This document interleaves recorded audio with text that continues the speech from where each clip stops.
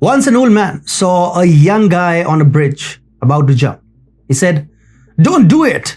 The young man said, "NATO hates me." The old man said, "NATO loves you. Do you believe in NATO?" The young man said, "Yes." The old man said, "Are you a Russia hater or a Russia lover?" The young man said, "A Russia hater." The old man said, "Me too. Rabid or regular?" The young man said, "Rabid." The old man said, "Me too. What should be done to Putin?" The young man said, "He should be shot dead." The old man said, "Wow, same here. Boaster or calm?" The young man said, "Boaster."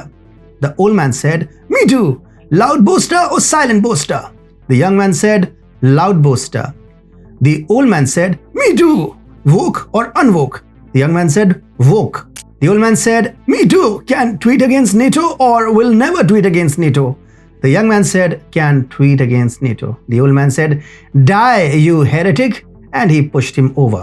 The old man was Biden and the young man Zelensky. And welcome to a fresh new episode of Globetrotting for Gossip. I'm Atul Mishra. Let's begin.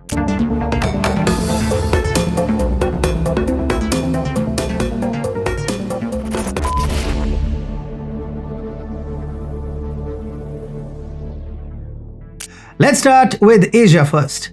Here is one rule that you got to know about Chinese politics. Nobody in the CCP calls in sick.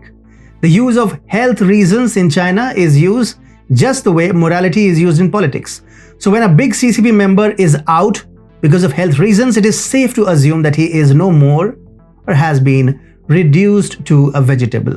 This week, a Chinese Foreign Ministry spokesperson said that the Foreign Minister, King Gang, would not be able to attend a meet in Indonesia over quote-unquote health reasons, and that Wang Yi would represent China in his stead. He was last seen in public on 25th of June in Beijing after meeting officials from Sri Lanka, Russia and Vietnam. Will it be too soon to say RIP? There is a shortage of engineers in the Arab countries. The reason is that the inhabitants of these countries are traditionally oil barons or fidains. So MBS and MBZ, the chiefs of Saudi Arabia and UAE, have turned to Japan. And guess what they are planning? They're planning to shun the oil and adopt green energy. That's like honeybee avoiding fruit syrup. But sources tell us that they will use green energy and keep exporting oil. Good logical choice. The one who eats less feeds others more, talks less lets others speak more, acts less foolish, makes others act more foolish, ultimately wins. India is on the same path. India is quietly signing deals after deals in the semiconductor domain, even as India's boisterous neighbor, China, continues to beat its chest. After Foxconn's new proposal, now South Korean chip maker SK Hynix is evaluating India's semiconductor manufacturing incentive scheme and is in touch with the government to explore the prospects of setting up a facility in the country. On to Europe now.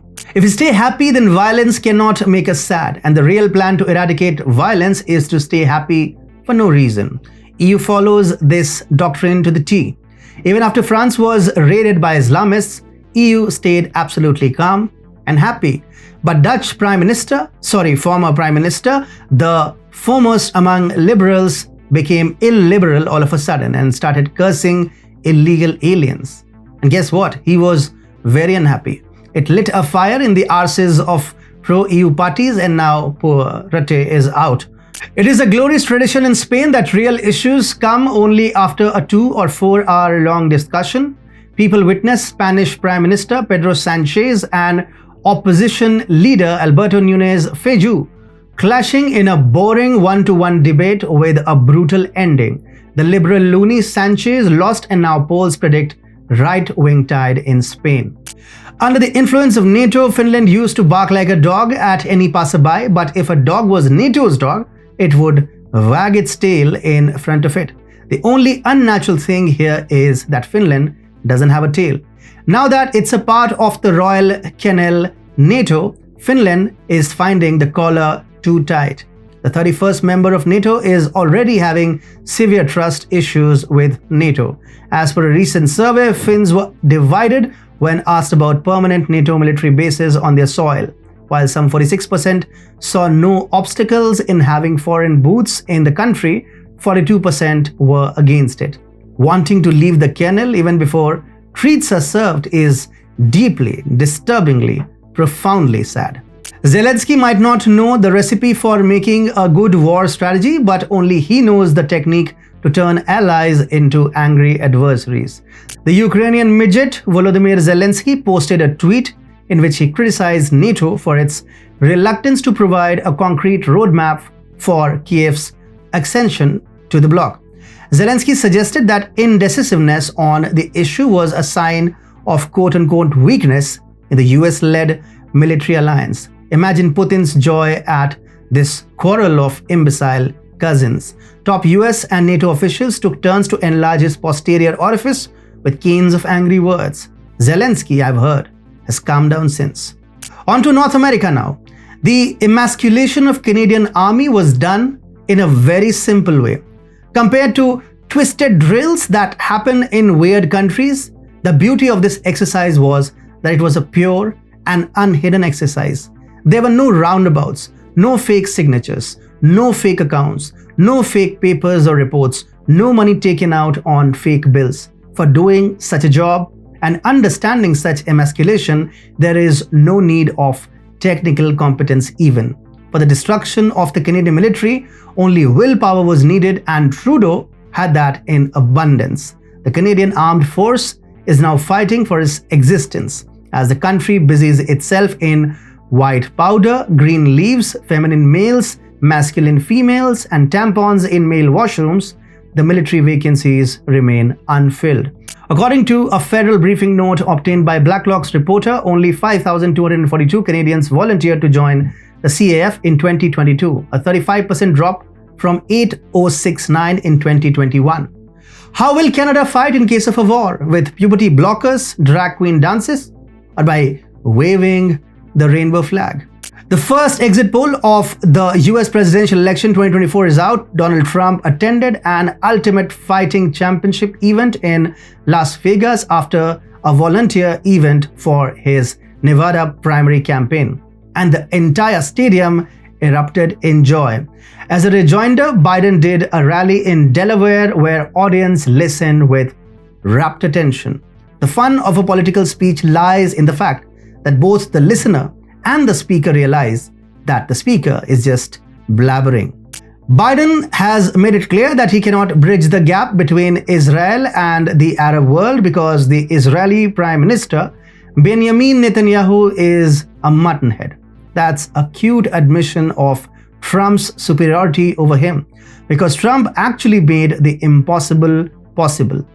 Biden is a true warrior of the arms industry complex. He may not know what a fighter jet is, what radar is, what a cluster bomb is. He has received his lobbying education in true Democrat tradition, and talks of peace accord makes his bladder refuse from releasing urine. After men can get pregnant and men can have periods, here is the latest woke nugget. Trans women can breastfeed. They don't have fully formed breasts, no problem. They don't have milk ducts, no problem. They don't have pronounced nipples, no problem. CDC has issued guidelines on how a trans woman can breastfeed a baby.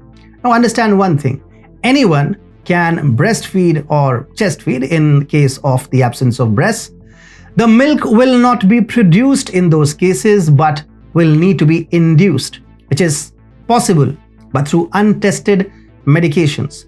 Doctors are furious because they know that medications used to produce milk in biological men has been linked to heart problems in babies. They claimed the CDC was blurring lines between politics and science. A biological male, Ricky Valerie Collet, won Miss Netherlands title and now will compete for Miss Universe next. Wow, this is peak feminism. At the peak of Mount Feminism, women are angry and fat, jobless and sad, full of tattoos and body hair, and men snatch even the beauty stashes from them. And that's a wrap.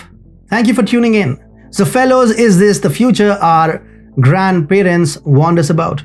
Men in all their newfound glory, donning tampons, their eyes adorned with fake eyelashes, fluttering like charming butterflies on the fashion runway, vying for the crown in the latest Miss Eleganza beauty pageant, and women embracing the wild undergrowth in their armpits, braiding these strands into intricate patterns.